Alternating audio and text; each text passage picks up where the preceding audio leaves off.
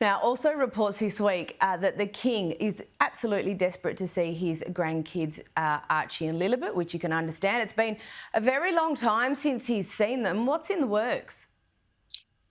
Well, very much so. I revealed just a few days ago that the King did indeed send a birthday present to Lilibet.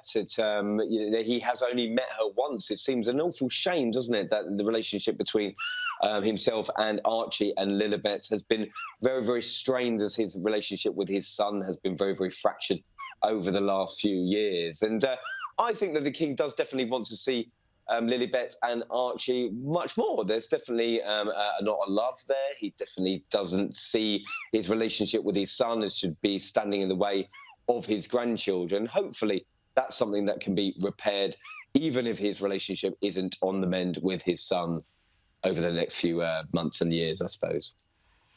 Now, Russell, an interesting piece in the Mirror this week about why Harry and Meghan left the UK. What's the report, and will we ever really know?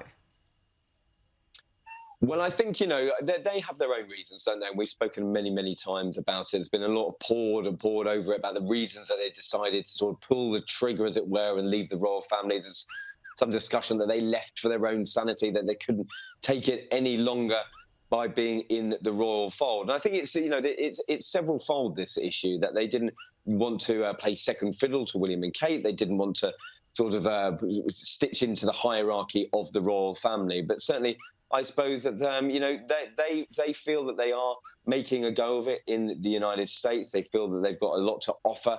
They've obviously made a lot of money, as we know, and as we've spoken before, Cara, but the only way that they're going to repair this relationship with the family is by sort of taking their foot off the gas, stop criticising the rest of the royals, and try and just get on with their own lives. And I think that probably will serve a lot of people a lot of good.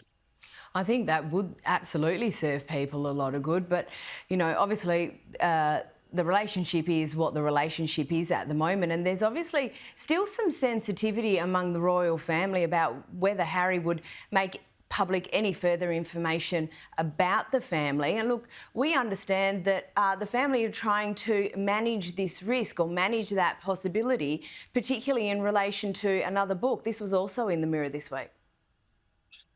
Well, I suppose it's sort of the unmanageable risk, isn't it? Because we know that Harry had said that he had more than enough material to write 2 books, that he had to really sort of cut down the manuscript for his memoir Spare. And whilst, he might not be have the appetite, I suppose, to do a new book straight away, who knows what will happen in the future? And I think there's definitely the mood music from the family and from his own kin has been very much that if you want a relationship with the rest of the family, you've got to take the sting out of the tail and you've got to stop criticising them. So I think that would probably be the best advice for Harry moving forward. I think that would be excellent advice. Russell Myers, thank you for joining us as always.